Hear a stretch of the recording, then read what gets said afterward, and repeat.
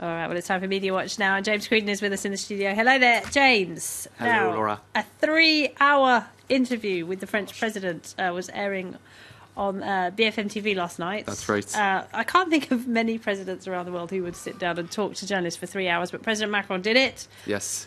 It takes us back to the presidential campaign a little bit, doesn't it? Tell us, what were the highlights? What were the lowlights? French politicians do have this really high standard when it comes to being grilled, either in debates with each other. You have these epic kind of long debates going back way back, to the 60s or 70s, since TV. Can you imagine Donald Trump doing that? And it's such a high standard. You have to really be briefed and be ready for every single question. And so this was a rather untypical presidential interview.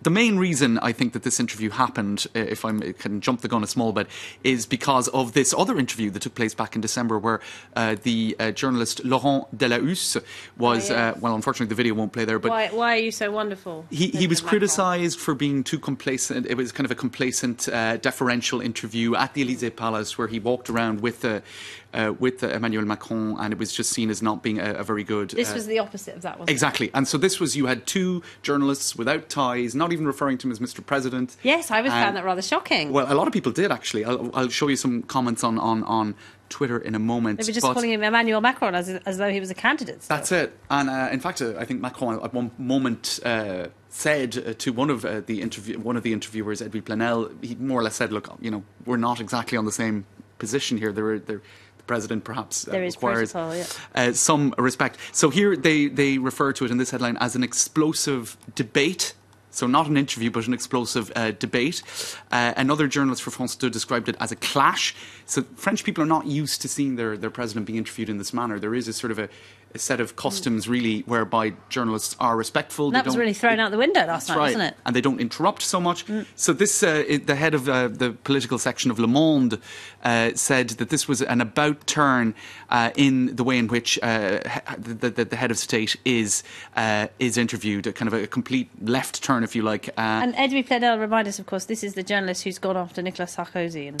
That's right. He set up Mediapart, which is a pretty well-respected left-wing news website known for kind of strong investigative journalism.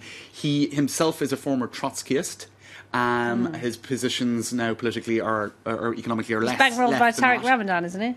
Say again? He's bankrolled by Tareq Ramadan, isn't he? Well, some say. I'm not sure, but I don't know, actually, to be honest with you. But he, in any case, he is one of the most, I suppose, tenacious, pugnacious journalists on the French scene. He's very critical of the French presidency as an institution. He says that he is in favour more of a parliamentary system of government. He doesn't like these sort of deferential interviews. So the fact that the Élysée Palace, in fact, chose Edwy Plenel and Jean-Jacques Bourdin, who had been highly critical, you can see here, of this interview conducted back in December, saying, send him to me and I'll show him what a real interview is. Well, actually, the irony of all of that is that now he's being criticised for all of the opposite reasons. Emmanuel Macron gives another in-depth interview. This is one of many pieces of kind of reaction online. He's trying to dig his way out of low polls with words, and as always is impressive. He has a tie on. The two reporters quizzing him don't. This is the sort of thing I agonise over.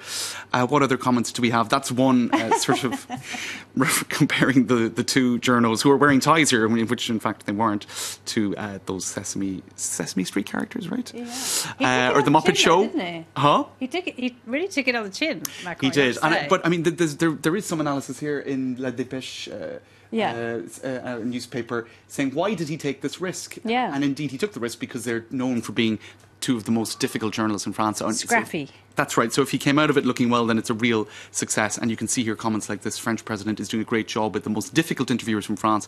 The opposite of Trump, he enhances democracy. That's pretty much the comments that he was probably hoping for when the choice was made to choose these two guys, who also refused to conduct the interview at the Élysée Palace. It was conducted at the Théâtre de Chaillot with this incredible view. Yes, it was a beautiful studio, yeah. That's right. So the journalists didn't want it in the formal confines of the Élysée. They didn't want to be intimidated by all the gold but leaf. he chose somewhere that was pretty much even more impressive, actually, in terms of the Eiffel Tower decor looming up behind him.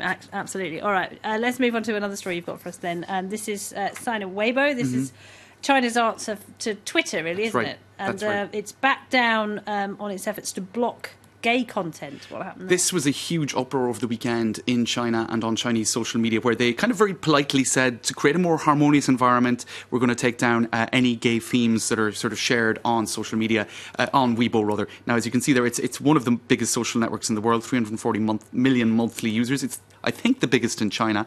This was the original message. It got shared 160,000 times, and the hashtag in Chinese, obviously, "I am gay, not a pervert," went completely viral. I think it had something like 240 million shares.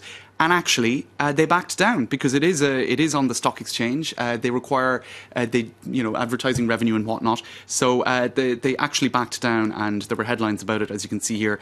China's social media giant reverses ban on gay content, with a lot of people congratulating, I suppose, the LGBT community in China for prevailing. Does it? No, it doesn't. All right. We'll have to leave it there, James, but thank you very much indeed. Thanks, James Bourdin.